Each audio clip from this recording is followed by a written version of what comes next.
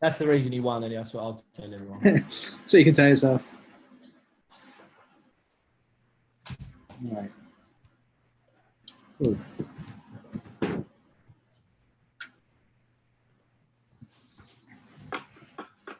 Right then, if we get started then. First of all, thank you to everyone that's joined us for tonight's virtual Christmas event party. Some of you might be having a party with a drink at home, so fair play to you if you are. We've got got a good panel with us tonight. We've got Nigel Travis, obviously our chairman, Kent Teagues with us, our vice chairman. I think that's Peter Allen's dog, as well as Peter Allen. There's also Captain Jamie McAnuff and our head coach Ross Embleton all here. So it's going to be a bit of fun, hopefully, and an opportunity to thank you guys for your loyal support. We've got some prizes to give away as well, so we'll have a run through those in a minute. But if we start with Nigel, if you're open to want to open the floor. Yep, Luke, thank you and welcome to everyone. So this is the first ever Leyton Orient virtual Christmas party, and obviously nothing will make up for being at the ground, being with the fans. So for about 61 years, I've always gone to see Orient at Christmas. Last year we were at home to Colchester, and then I went up. Well, actually, I went to Wales, which clearly I couldn't do this year because Wales have banned people from the UK to see us play at Newport. So that was my Christmas last year, and that's a typical Christmas, but there's nothing typical about 2020. So what we want to do in this call is to make it fun. That's the biggest word, fun, to make sure that people have the opportunity to know that Leyton Orient wants to connect with all our season card holders. And I want to say right up front, thank you for your loyalty. Thank you for your support. And we wish we could see you more often live. We've always had 2 games with fans in the stadium in the last 2 weeks. When you'll be back, I have no clue. But what we can do is do our best to connect with everyone and keep thanking you. Having said that, there are a few things that are the same. I always think about Christmas as being about football. I think it being about a nice warm fire. Hopefully you can see my fire there. Then there's the Christmas tree, and Peter later on is going to talk about Christmas tree. So we've got the Christmas tree there. But one thing that doesn't happen very often in London is the kind of snow that we have here in Boston. So if you look out there, you see last week we had about 15 inches of snow. We cleared some of it down here, but that's what we get here in the northeast of the US. And you walk outside, you have to think about getting your way through the snow, and you know you become quite good at actually putting your boots on, getting out there. And people sometimes take cross-country skis past our house just to navigate around the neighborhood. So that's what I think about as Christmas. But I really think about it as football, because Boxing Day is a football day. I've had to explain to Joanna, my wife, that Boxing Day isn't about the boxes. And if you remember, Boxing Day used to be where the servants had a day off and the aristocracy actually gave presents to the workers. No, to me, Boxing Day is all about football. And later on, we'll be talking to Peter. And I remember seeing many years where Peter was our star performer on Boxing Day. So that's my introduction. We're going to have a lot of fun based on the previous junior call we had. But most of all, I wanted to say thank you very much. And this is our way of trying to connect. And if you happen to be on your own this Christmas, please think of trying to connect with Leyton Orient somehow, because we're here to try and make your Christmas better in this very weird year. So with that, I'm going to pass back to Luke. Thank you very much, Nigel. Briefly mentioned there about we'll have a little chat with Peter Allen later. So if you would, or you do have any questions you'd like to ask Leyton Orient's all-time appearance holder, then put them in the box there. And when we do come around to chatting to Peter, we'll make sure to ask as many of them as we can. Before we go on and do a few other bits and pieces, I think it'd be a good opportunity to maybe hand the floor over to head coach Ross Embleton and captain Jamie McAnuff for a few words.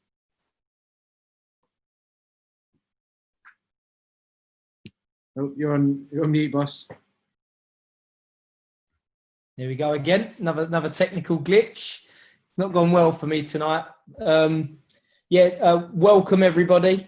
I think I said on the previous call that following the chairman isn't always an easy thing to do, but I think we're all incredibly pleased and proud of the idea that came up from Nigel last week in a conversation we had with Luke to do something like this, because it is different, and I think we have to embrace the difference, which is a word that we've talked, word or phrase that we've used on a lot of occasions this year.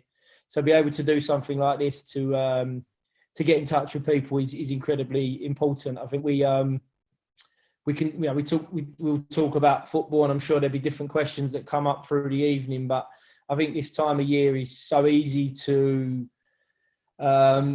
think about football and the things that are important to us, but I think the focus has to be on family, on the nearest and dearest at the moment, making sure that however we're going to be able to celebrate this period, whatever way you're going to be embracing the change and what Christmas is going to look like, it's has to be with safety, healthy people in mind.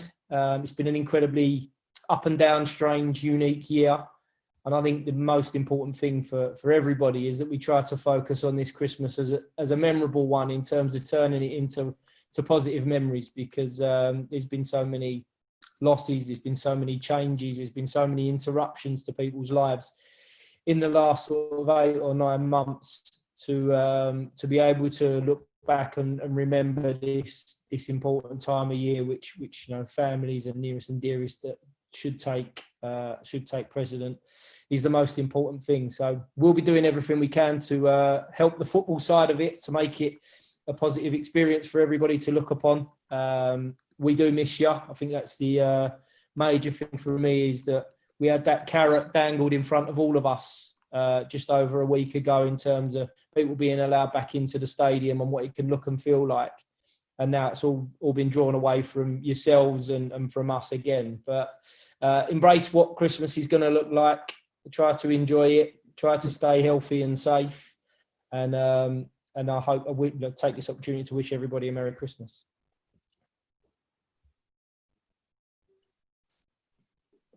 Evening all. I will follow up on Ross and Nigel.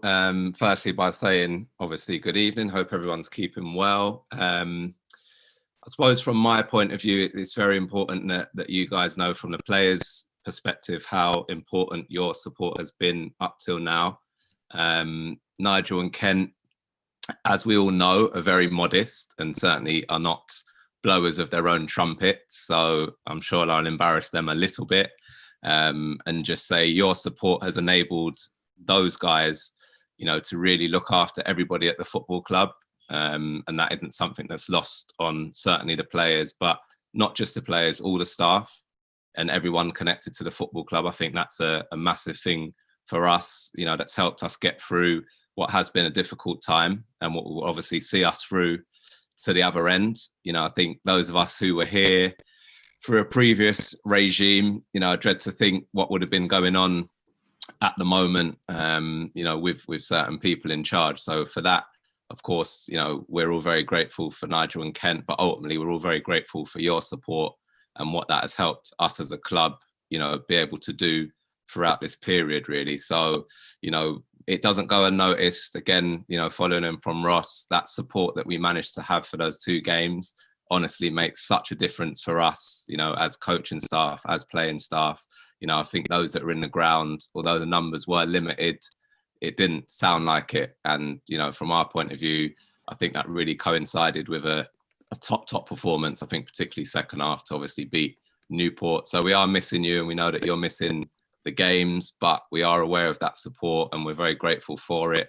And again, from our point of view, we were trying to get the team in a position, hopefully, when you guys are allowed to be back in, that, you know, you can give us a big push in terms of getting us where we all want to get to. So yeah, from myself, a really big thanks for all that support. If there are little things that you can think of, again, you know, going back to the COVID times and how difficult that was, you know, people are alone, you know, people are struggling. So it might be messages of support, words of encouragement, you know, things like that. We're all very much willing to help with, and more than willing to give up a bit of time to do that. So again, if there are people out there particularly that you feel you know, could really do with that at this time of year, which is challenging, particularly with Boris and his mates, which I won't get into too much at this point in time, but the late decision that we've all had to deal with, there might be one or two little things that we can do to help get everyone through this. And, you know, I think that's the biggest thing. We all will get through it, and together, as we are as a football club, you know, we'll come through it on the other side. And, you know, we really look forward to that. So again, you know, have a fantastic Christmas, as enjoyable as it can be in the current circumstances. Health and family is the most important thing. You know, the football will always look after itself, and it's something we can all really look forward to, you know, when the time's right. So thank you very much, Jovi. Kent, as well, I think it might be a good opportunity for perhaps you to say a few words and say hello to all the sports tonight. Hello, everyone. Good evening. It's been a really hard year on pretty much everyone involved. We've lost some people this year that we really wish we hadn't have lost. We think about them at this time of year. And, you know, we just want you all to know, as fans and particularly as season ticket holders, how much we appreciate your commitment and your time, your energy that you spend on Leyton Orient Football Club. And we all wish that we were on a train headed to a match together, or we were at Brisbane Road cheering on the lads and getting them over the line. So, you know, my main message is that we love you and that we care about you, and that we really wish we could be together, especially in and around the supporters club after a draw, so that all of us can discuss why it went well and why it didn't. So we miss you very much. That's about all I got. Merry Christmas, happy holidays, and Happy New Year. Thanks, Ken. We'll hear a bit more from you and everyone else in a moment. I think I'll just give a quick rundown of some of the things we're going to cover in the next, well, however long it takes, I guess. We've got a little game that I think Nigel will probably explain best to everyone, which includes people telling two truths and a lie. And then between us on the panel, we're going to try and work out which of those is a lie. So that should be good fun. We've also got some giveaways as well, including a signed pair of Danny Johnson's boots. We've got a copy Football Manager, some bits and pieces from the club shop as well, including a hoodie, a gilet, and a card holder. So we've got a little prize draw at the end as well, which could hopefully be a nice little addition to this Christmas. But before we do that, I think we'll speak now to Peter Allen. So Peter, I think if you could take yourself off of mute. That's okay. No, I think we've still got you muted, Peter. Oh, there we go. Yeah. We got you. How are you doing, Peter? You okay? I'm good. Enjoying the life down in Sussex, sunny Sussex. Sussex. Is that tier 2 still or 4 now? Yeah, we're still two. Unfortunately, my son, Southend way, he's up to 4, which means we won't be seeing him at Christmas. No. I suppose some of the other guys that have spoken already have had a little intro about the club. And I suppose the big thing for me is to say my thanks to Nigel in Kent for bringing us back from the abyss after the tough time. We were always hanging on to being in the second division, and then we zoomed down to the National League, and then, you two guys came along and pulled us out the mire. And I think by the time you got here, the green pitch that you can see behind Kent was green. Before you came, we were sort of dark brown and a little bit of green in the corners. You could, I remember that very, very clearly under the Orient sign on the stand, the old wooden stand. That's where the team talk consisted of stay out of the mud. Whereas the longer you stood there, the deeper you sank. Don't know what to say, really. The Orient I watched from afar, and we used to get a five-a-side team when I was playing. We hired a bus between us, and we used to come up once a year and watch the game.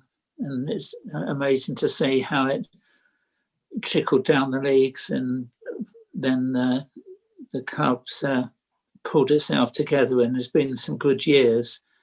And one of the funny things is I don't know whether it's still there, the stand, which would it be the West Stand, was got a restaurant or cafe, and it was called the O's. And one of the guys said, what's Theo's? Who's Theo? And I had to explain to him it was the O's. And we've never let him live it down. But basically, what can I say? Thanks again to all you guys, and I enjoy watching you now whenever I can. Sad to not get up at least once a year to watch the team play, and all the best for Christmas and the new year. I hope we go onwards and upwards. Yeah, thank you, Peter. We've had a little question from Jonathan just to start us off, and he's asked, what do you think is the greatest change between a professional footballer in your era and current era of players? The greatest change. I suppose there was a lot more straightforward play, and it was like, never mind the ball, get on with the game. We had a lot more tackling, and a lot of tackling from behind. Lots of people, when I speak to them, say that I wouldn't be on the pitch by the end of most games. So, yeah, I think that's the biggest game. I've had George Petchey, one of our managers, sadly died, but he was he followed, I don't know whether people have heard of Rowe, the Spurs push and run manager. Yeah. He tried to get us playing that way and get us out of our half, into the opposing half with just 2 or 3 passes rather than one hefty boot up the pitch. So I think in that respect, when we had our particularly good season, we were playing the way a lot of sides play now. But for the most part, it was effort and not so much of the nice footwork. A few more bruised shins, I imagine, maybe in those days. A question from Nick, who's asked, Peter, what was the most memorable game you played in? I think it's got to be the Chelsea game when we were 2-0 down and came back to win 3-2. That was a good game to play in. But then later on, I think the better game of football when the 3-2 game was just ploughing through the mud, and when we beat them at Stamford Bridge, that was good. I suppose that was sweeter because I think we actually outplayed them then, and Peter Kitch got 2 super goals. The second one to be remembered when he kept taking it past people who were diving in, trying to take him down as well as the ball, and he calmly waltzed around them and slid it into the corner. Absolutely, one of the games that is still held in highest of esteem for Orient fans. So I'm sure there'll be be very happy with that answer. In terms of being Orient through and through, there's not many that can kind of boast your record of years at Orient, and no one can boast your record of appearances. Is that something that still gives you a lot of pride? It does. Yeah, I know there would be some people that might still have beaten that record if it hadn't been for agents moving them around. But I do wonder what my record is, because some people, I think I've got a plaque from the Orient fans where I'm down at 350. And then in some places I read that I played 490. So someone might still beat them. Maybe that's one for the historians to debate then. Brilliant. Well, Peter, thank you very much for joining us tonight. We're going to go on to a little game now, which I think, Nigel, if you're okay to kind of explain to everyone watching how it's going to work, and how people can get involved. Okay, so firstly, Peter, thank you for coming on. I remember that night at Chelsea. I went with my mum and dad, and that was the night for real celebrations. And I also remember the years of promotion in 1970. So you must have been part of that team as well, right? Yes. Yeah. Some reason a game at Gillingham always stands out. So I can't remember the result, but I remember going to Gillingham that year. But anyway, Peter, thank you. Good. Right. So 2 truths and a lie. We've got a number of statements, and they're going to be all similar, but one of them is a lie, and you have to figure out which one is the lie. So that's what I've got to explain. We've all tried to think deep about this to make these questions fairly difficult. So I'm going to pass back to Luke, who I think is going to read the questions out. Indeed, I've got yours, Nigel. But I was thinking actually might be better for the person themselves to read out their statements. I've got to find mine now then. Hang on. Just give me a minute. That's not a problem. Has everyone else got theirs prepared? I know, Kent, I've seen yours. Yep. No, I'm ready if you. Okay. Well, yeah, Kent, if you want to kick us off then. Okay. So I'm a licensed pilot. I'm a licensed stockbroker.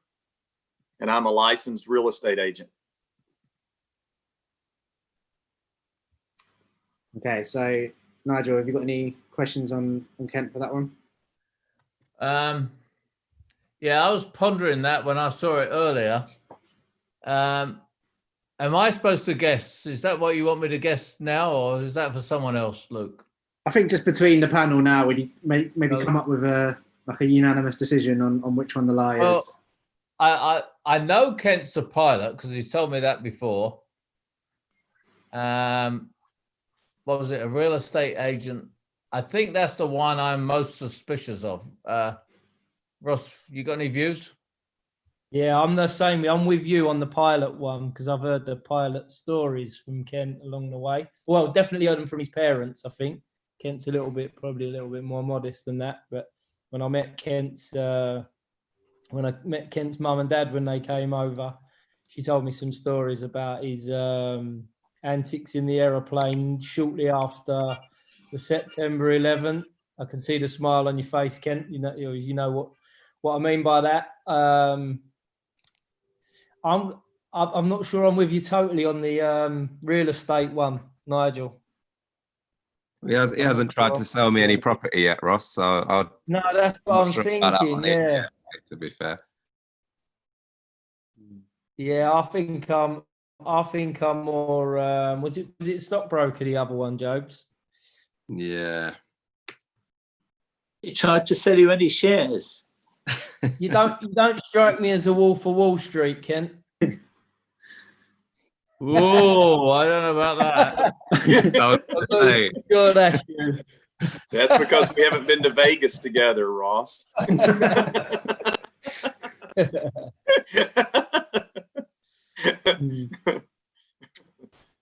Okay, well, between you guys, I think what was the answer you're thinking of leaning towards as the lie? Real estate. Let's go with Nigel. He's in charge. Let's go with Nigel. I am not a licensed stockbroker. I am a licensed commodity broker. That's different, but I'm not a licensed stockbroker. But I am a licensed real estate agent. That's what I did in college in the summers. I sold real estate in the summers during college. Wow. Very good. That was a bit technical, wasn't it? Yeah. Well, I'm not very good at lying. Hey, wait a minute. Let's don't go get my wife and ask her. That's a good way to do it. So did you get that one right or wrong? No, we were wrong. We got it wrong.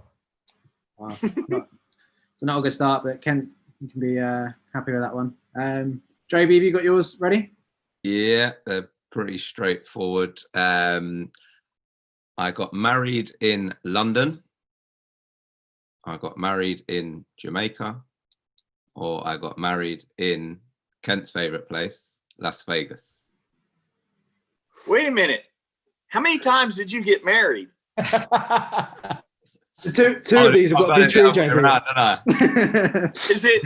Is this two lies and a truth? Two lies. No, that's what it is. I mean, well, I don't know. I'm going to pick. Wait a minute. Maybe I should ask your wife how many times you've been married. Maybe y'all got married more than once. Maybe not ask her. Ask me.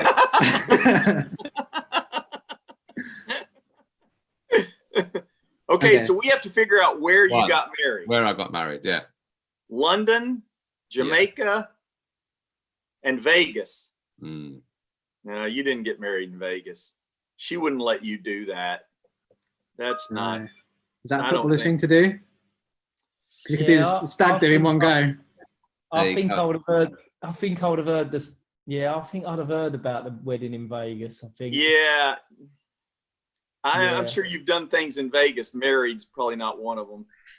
So this is a real tough one because I think the Jamaica one, I can see it, but I think Jobs is the type to have a wedding with as many of the people around him that's close to him as he can. I think that's what I think. I mean, I can think of rationale for every single one of them. So I think I'd go with London as well, Ross. Yeah. I'm leaning toward London because it's not.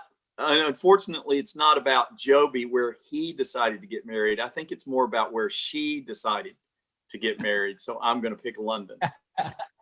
I'll go to Vegas. Everyone's final answer. You going Vegas? Yeah. Peter, what do you think, Peter? I think London. Okay. Cheaper to get divorced there. Hey, by the way, I was looking Peter up on Wikipedia. You're a solicitor, right? That's why you came up with that answer. I never did matrimonial. I was never that silly. Okay, well, I haven't needed your services yet. Let's hope that continues. So far, so good. So I will put you out your misery. So my stag do was in Las Vegas. Oh, okay. That's not getting married, Joby, just so you know. I got married in Jamaica. What? And a reception was in London. Yeah. Wow. Well, very nice. Well, very nice. Clever. Very nice. Clever. So you had an island wedding. I had an island wedding. I have a lot of family in Jamaica, you see. So we had all my dad's side of the family, who obviously I've been there numerous times. Obviously, that was a big part of it. And my wife was sold on a beach wedding, man. You know, that's great. That is great. That's fantastic. So will we ever get to see pictures of this said wedding? Oh, I've got loads knocking about somewhere. Look through my Instagram. There'll be some on there, I think, maybe. All right. On my old one. It depends which wedding you're talking about as well. Yeah. Not all of them will be on Instagram. Good point, dude. Good point. All right. Well, 2 attempts and 2 wrong answers so far. I think we'll go back to Nigel now for yours. Yeah. Okay. So mine is right. It's football related. As a kid, number one, I played in goal. Number 2, I became a referee at the age of 16. 3, I started coaching at the age of 17.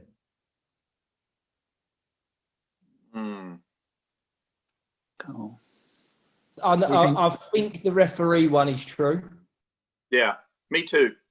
Because Yeah. there's a program where he's the lino and Laurie Cunningham is playing. So he definitely was a ref. Can you start up again, Nigel? Because they're not very sure. good. As a kid, I played in goal. 2, I became a referee at 16.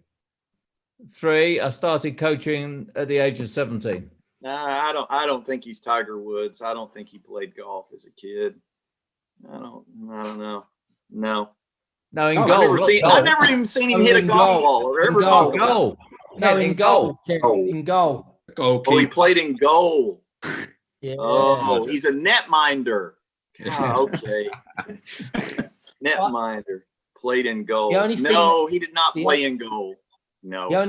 I would say His kid plays in goal, but he doesn't play in goal. That's I was just going to say Ian plays in goal though. That's what I'm saying. 17 coaching. I know he's been coaching a long time, but 17. Yeah, that's probably about right. He probably was a ref first, and then because he's a real good rule follower. He's probably a ref first, and then he became a coach. Also, what's the? I don't know the goal thing. I don't know about that. How long was he in goal before he gave up and became a referee, though? Because that could be the natural progression. Wasn't good enough outfield, went in goal, couldn't do that.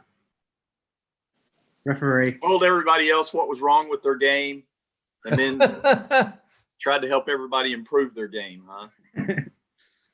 So here's the thing I can't figure out. If Nigel was a lino, how come he's never been able to explain offside to me? It may be the recipient. It's probably true. Probably true. That is probably true. So I still pick the goal thing. That's what I would pick. I'm with you, Ken. Let's go with a goal. Y'all decide. Let's go with a All right. So this is how it worked. So as a kid, I was not a particularly good player, but I remember playing right back.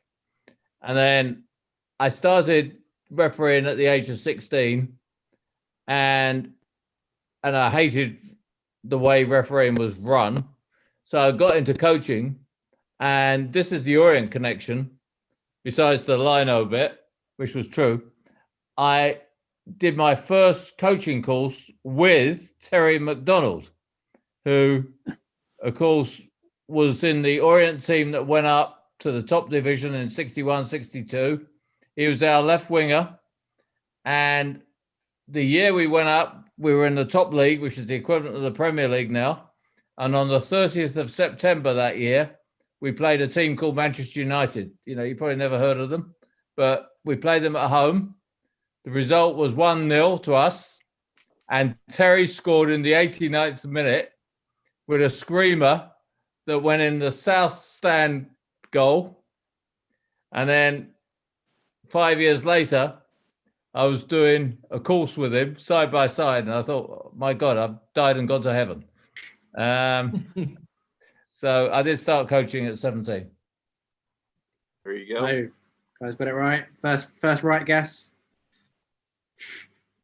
Felt good. Cool. Okay, well, if we go next to Peter.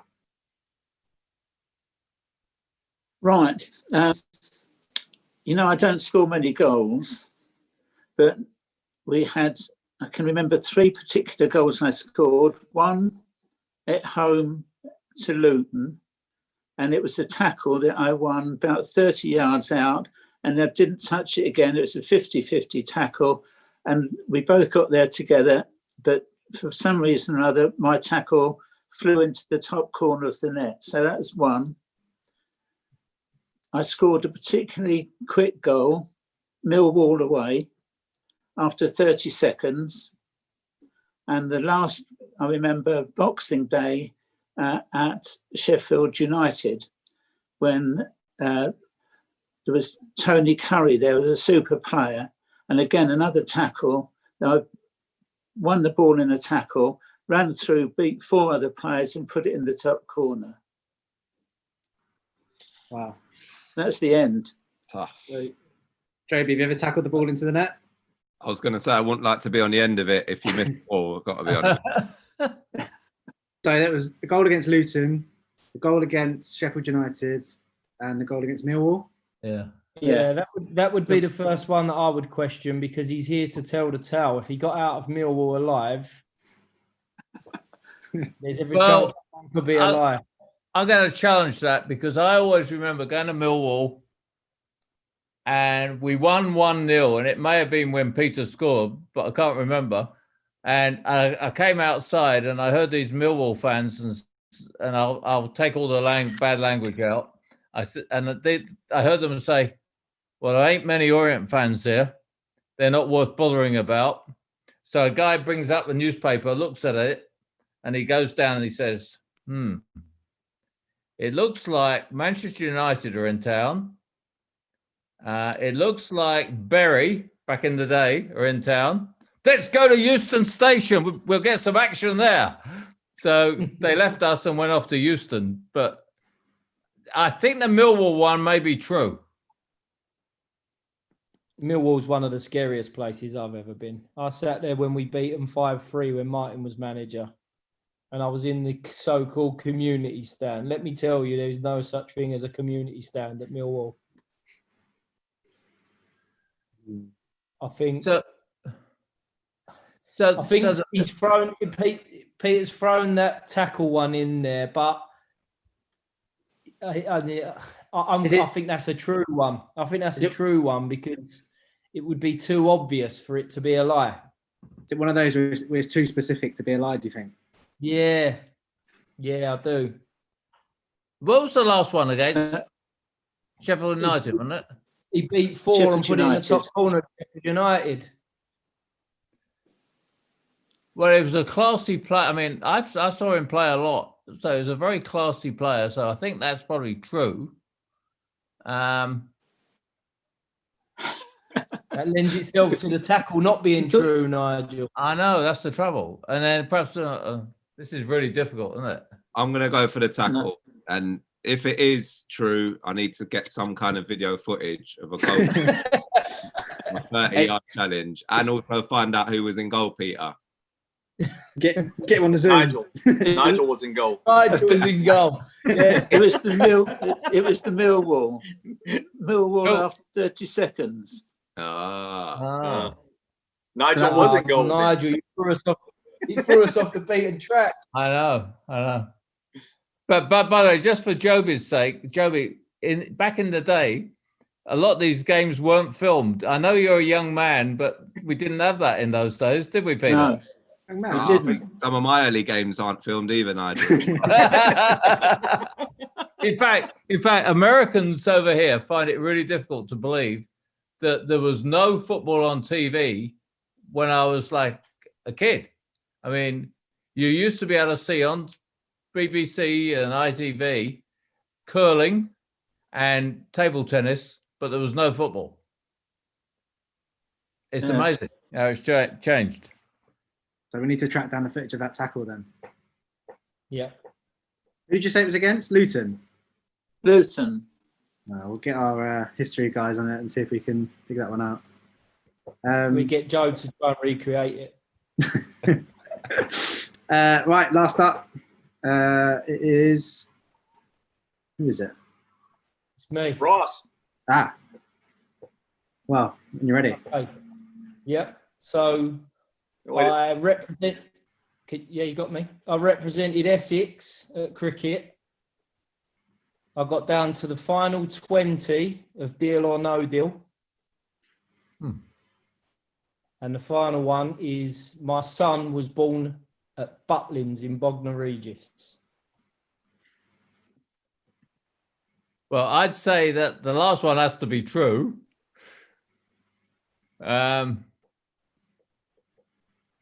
Why? I was going to say, why? I just happen to feel it is so accurate and and not sure. I just feel that's true. Probably a small field in there. He's pulled that out of the middle of nowhere, if that's not true. Yeah. I think I'll go for the Essex cricket.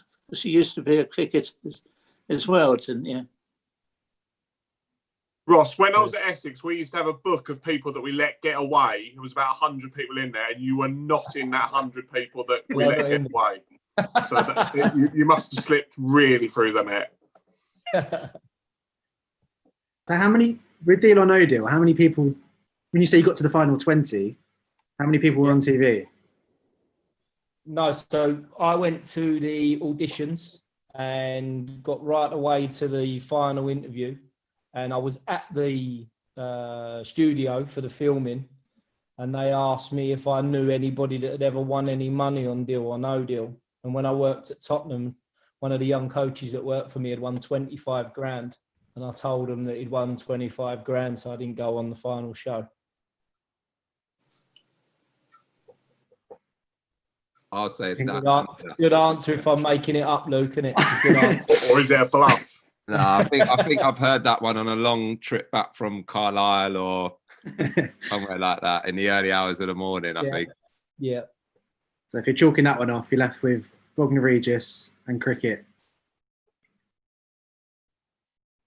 Well, Danny usually knows who's played at Essex. And did he feature in the Essex yearbook? That's the real thing. I've got every yearbook here, but I didn't know the year. I think that was the first book I ever read. The only book to read at a time. Yeah. We were all in I think the Butlins one's true. So, Kent, you're keeping a poker face on this one. What's your thoughts? I'll go with the cricket one. Wow. That deal or no deal story is just crazy enough to be true. So we need probably a vote here then. So Kent, you're going with cricket. I'll go Danny? with cricket. Cricket. Cricket. Nigel? cricket. Well, you're outnumbered now anyway, so you might as well say cricket. Yeah. All right, cricket. Yeah, the cricket one. The cricket one is true. You're right, it was cricket. I had Essex trials and I was asked to choose cricket or football. I chose football and look where it got me. Essex is lost. That's what I was going to add. Exactly right. The Deal or No Deal story is true. It's all true. I was very close to getting on the final show, but I messed up by telling them that I knew someone that had won some money on it already. And Oliver was born at Butlins. She tried to hold on to watch the end of Thomas the Tank Engine on the stage, but she had to give in, and he was born in Bognor Regis. But we managed to get Chichester on his birth certificate rather than Bognor Regis. Wow. Small victories. I think what's come out of that, Luke, is you've got a challenge when COVID allows for a Essex Cricket v Leyton Orient cricket challenge. I think we'll have a few players in our team, to be honest. Did you see Tottenham doing that? Joe Hart's bowling action. Woo. Not bad. Cool. Well, that's us done on that front. Pretty good performances in there, I think. I think well done all to that on that front. Do you not get one, Luke? You're not having a crack at this? No, I think I have to move on from that one, thankfully. I think we're running out of time, Peter. We're running out of time. So that just leaves us to look at some of the prizes for tonight. Nigel, I know you were keen to offer something quite special as well. Yeah. Now, obviously, the timing on this can't be very accurate, but I'd like to offer a lunch with me at a game. So sit on one of our so-called directors' tables with the opposition directors behind us. So I'll offer that up, but hopefully it's going to be sometime this season, if not next season. Good stuff. Well, we have drawn that one, and delighted to say that has been won by Shane Barkley, who can see in this chat as well. So Shane, I think the best thing to do would be to get in contact with us at the club, and we can, once we're safe to do so, we can get you back in and organise that afternoon with Nigel and Kent. which would be great. There's a few other bits and pieces as well in terms of prizes, so we'll just go through these now. Working from descending order, so in terms of the Leyton Orient leather card holder, that's been won by Charlie Mayer. The men's gilet, which you may have seen modelled by head coach Ross Embleton, that is been won by John Buckley. The red hoodie, that is Roxanne Miser. We've got a copy of Football Manager, and that's been won by Jamie Minns and Stephen Pollard. And finally, a signed pair of Danny Johnson's boots. That's gone to Bob Gould. So if you keep an eye out on your inboxes, I'll make sure to get in touch with everyone to talk about how we're going to get these items to you. We're probably looking at the new year now rather than before Christmas, given how mad everything is. But yeah, we'll do our best to get you all those as soon as you can. And with that, that's all that was on my agenda for the evening. I'm not sure if anyone wanted to wrap up with anything to say on that. Yeah, I'll just say thank you to everyone for doing this. It's probably a poor replacement for meeting together, but we want everyone to know that we're thinking of all our season card holders at Christmas. This is going to be a Christmas, unfortunately, unlike any other Christmas. So we wanted to take the opportunity to connect with you. We didn't want to have a serious discussion about football finances or performances or anything like that. We just wanted to make you think about Christmas as it should be thought about.